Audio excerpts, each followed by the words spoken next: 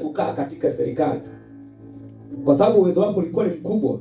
Lakini pia ukija kuangalia kwenye habari za Yusufu, wakati ule anauzwa anaenda kukaa kwa Potifa, yeye alikuwa ni maandalizi, alikuwa ni matengenezo.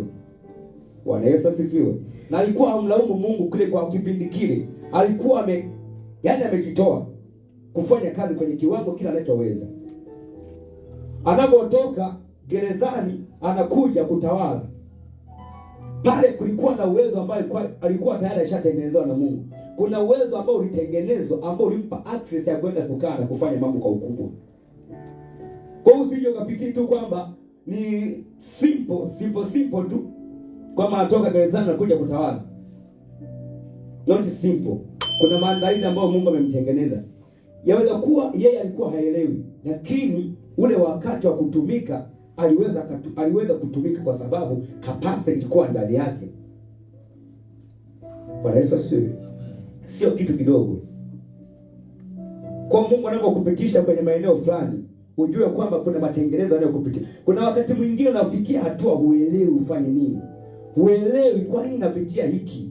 Kumbe Mungu anakutengeneza, anajua kesho utaenda kuwa sehemu fulani.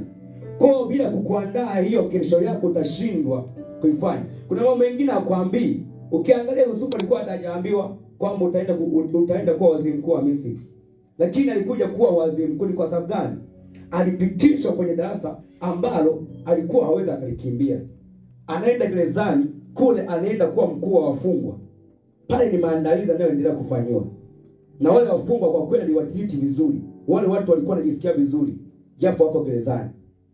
Ni kwa sababu gani? Kuna uwezo ambao alikuwa atashatengenezewa tayari. Kwa hiyo pale anapokuja kuwekwa kwa ajili ya nchi, tayari uwezo ulikuwa ndani yake. Akaweza kusimama na akaweza kufanya mambo kwa ukubwa na kufanya kosa. Kwa sababu gani? Kapasa ile aliyotengenezewa ilikuwa ni kubwa.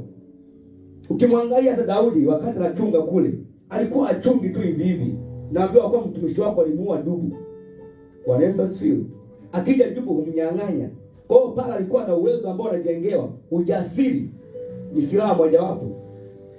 Bila kuwa na ujasiri kuna mambo hutaweza kufanya.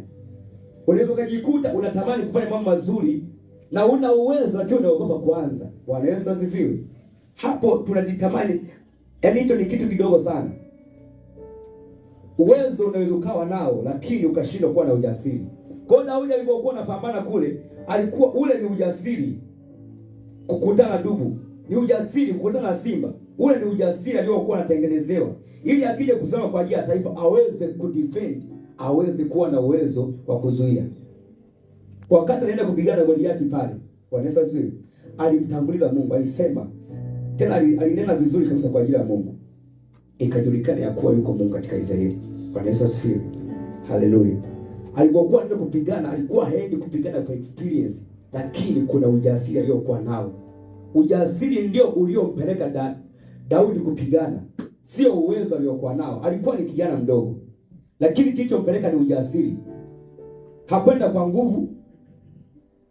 Kwa kuna mambo mengine hayahitaji hata nguvu. Kuna uwezo ushatengenezewa uko ndani yako tayari. Lakini kuna kiwango tu cha uelewa na ufahamu na ujasiri ambacho ukiwa nacho utakuwa na uwezo wa kufanya mambo katika kiasi au kiwango kikubwa. Haleluya. Bwana Yesu asifiwe. Amen. Kuna kiwango ambacho ukiwa nacho haihitaji sana mambo mengi wala haihitaji sana ujieleze. Ila ujasiri ule unakudrive ni kipi ukifanye kwa wakati gani. Bwana Yesu asifiwe. Haleluya. Kwa Daudi pale tunamwona anaenda kwa ujasiri kabisa na moyo yake anaokota mawe. Na ni kijana mdogo. Na yule mtu ameogopwa na taifa zima, jeshi zima, watu ambao wanashinda vitani, watu wanaopigana kila siku wanashinda. Pale alikosa ujasiri, lakini Daudi anapokuja alikuwa na ujasiri tu ndio uliokuwa ni silaha tosha. Anaamini katika Mungu. Anaamini katika Mungu na akiwa na ujasiri. Bwana Yesu asifiwe. Haleluya. Ndio maana kuwa na access kubwa ya kwenda kushinda ni kwa sababu anamwamini Mungu, hapo zana nini? Ana ujasiri wa kufanya hicho kitu. Kwa anapokuwa na huo ujasiri na maana Mungu tayari anapoanza kufanya ile kazi anakuwa naye. Bwana Yesu asifiwe. Bwana yupo pamoja nawe, ewe nani? Lakini kabla kuambiwa hivyo, Gideon alikuwa hana uwezo wa kwenda. kwa ajili ya kuwashindia wana wa Israeli. Lakini pale tu alipoambiwa uende, akamwambia nenda kwa uwezo wako huu, aliweza kwenda na akafanikiwa, na hakwenda jeshi kubwa. Bwana Yesu asifiwe. Ukisoma utaona kwamba Gideon aliambiwa apunguze watu, hataki watu wengi. Bwana alikuwa hataki watu wengi. Bwana Yesu asifiwe. Lakini huyu ndiye mtu aliyeanza kumlaumu Mungu. Ulituahidia ukatutoa Misri, baba zetu akatusimia mambo makubwa, lakini mbona tuyaoni? Kuna wakati utako kujitamani kilichoko ndani yako, hicho ndicho kitakachokusaidia. Bila kuwa kujitamani ambacho unacho, utashindwa kwenda, utajiona uwezi, utajiona dhaifu. Aliye dhaifu aseme mimi ni hodari. Hiyo ndio mentality tunatakiwa kuwa nayo. Kwenye kitu chochote kile usiangalie shida sana, angalia Mungu anataka ufanye kitu gani. Hicho ndio cha msingi. Ukisoma watu wenye uwezo kwenye Biblia, mfano maaskari ambao walikuwa nao Daudi, kuna askari 3 tu walipita kati ya jeshi zima kwenda kumchotea Daudi maji. Wanaweza siri watu wangapi? 3. Lakini kuna mtu aliua watu 300 peke yake. Alikuwa na kapasiti ya kutosha. Wakati wa training ni wakati wa kujitrain vizuri. Ukae vizuri wakati wa matengenezo. Unapoona watu, mfano wachezaji wa mpira, hawafanyi mazoezi tu kwa sababu wana mechi kesho. Wanapokuwa na mechi, mazoezi wanayo kila siku. Watu wa mbio anakimbia kila siku. Pale anafanya nini? Anajiandaa, anafanya maandalizi. Lakini unajikuta sisi tunakuwa na kauzembe fulani. Tusipokuwa na kitu ambacho tunatakiwa tufanye kwa wakati huu, tunalala. Bwana Yesu asifiwe. Tunafanya vitu ambavyo ni vya kawaida, tunafanya kwenye ukawaida. Hatutaki kwenye kufanya kwenye excess. Tunajilimit sisi wenyewe. Inapofikia wakati wa kuapply, tunakuwa na matokeo madogo. Kwa sababu gani? Tulishindwa kujiandaa vizuri.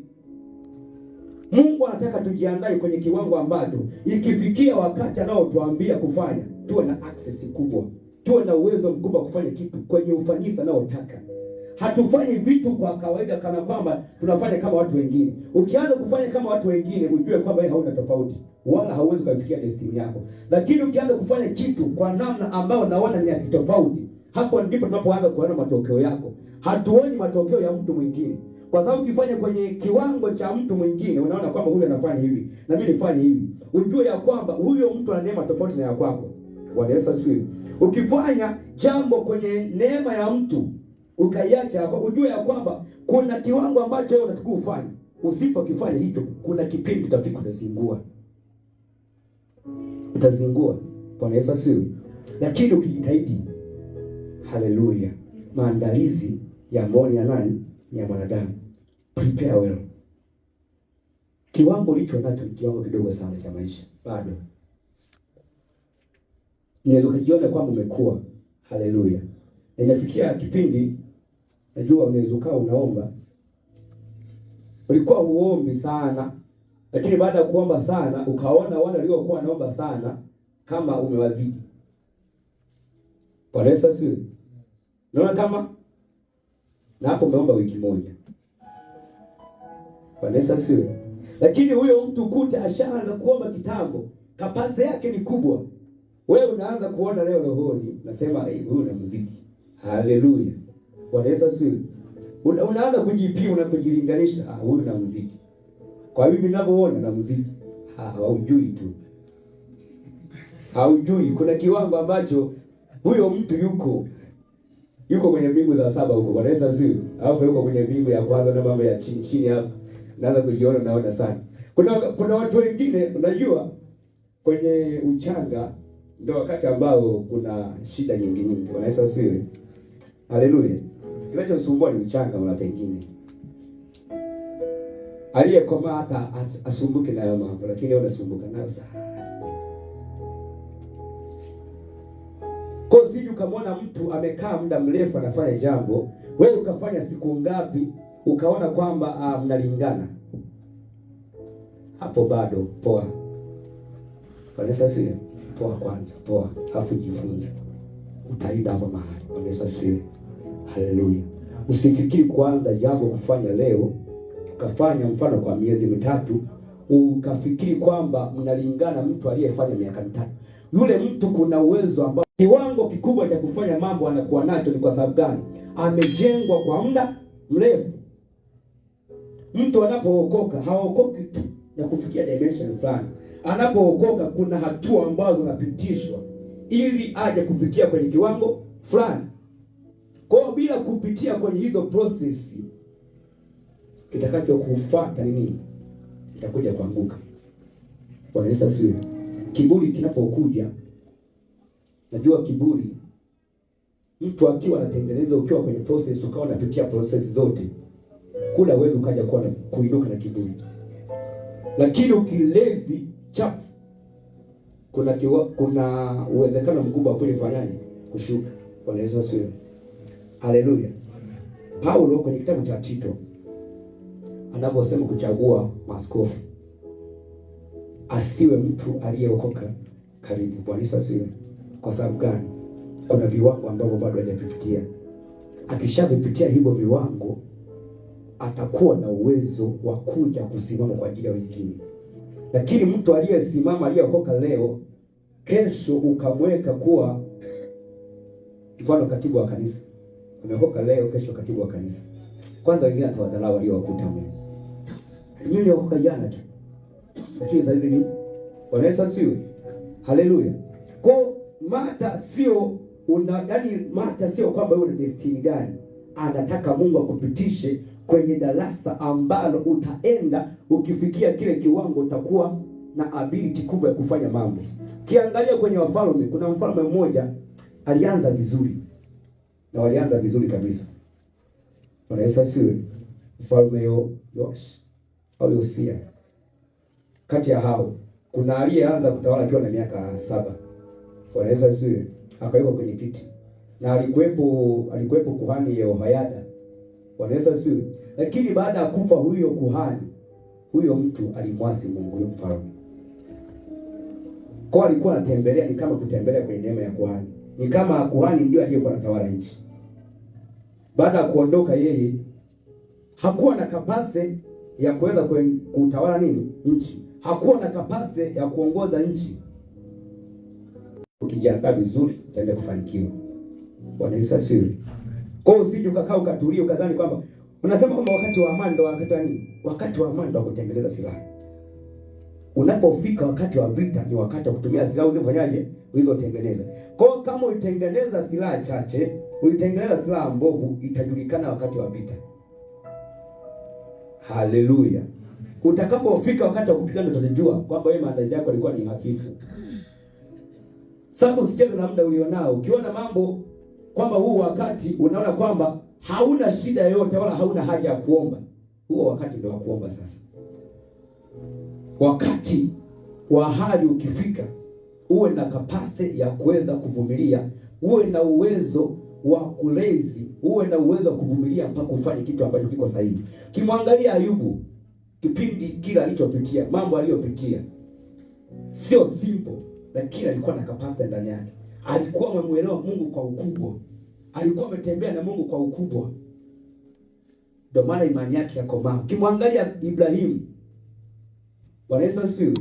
Unakaa una ahadi miaka 15 hujapata hiyo ahadi. Bwana Yesu asifiwe. Kwa sababu gani? Kulikuwa na capacity ndani yake iliyomfanya avumilie na aendelee kukaa na tumaini. Akae na kuamini kwamba Mungu atafanya. Kuna capacity ambayo ilikuwa imejengeka ndani yake. Kwa ni lazima ukubali kutengenezwa ili wakati wa kutumika uweze kutumika kwenye kiwango sahihi. Bwana Yesu asifiwe. Tofauti na hapo hauwezi kufikia destiny yako, utaishia njiani. Mungu amekupangia mambo mazuri. Nasema Bwana tuwazia mambo nini? Mema na ya amani, kuwafanikisha siku zenu za wazi za usoni. Kwa Mungu mambo anayotuwazia ni mema siku zote. Lakini kuna wakati ambao anaonekana kama amenyamaza. Kwa nini? Anataka uwe mtu wa vangeni fulani ili unapofikia wakati aje akupe kitu fulani uweze ukifanya kwenye kiwango anachotaka. Haleluya. Bwana Yesu asifiwe.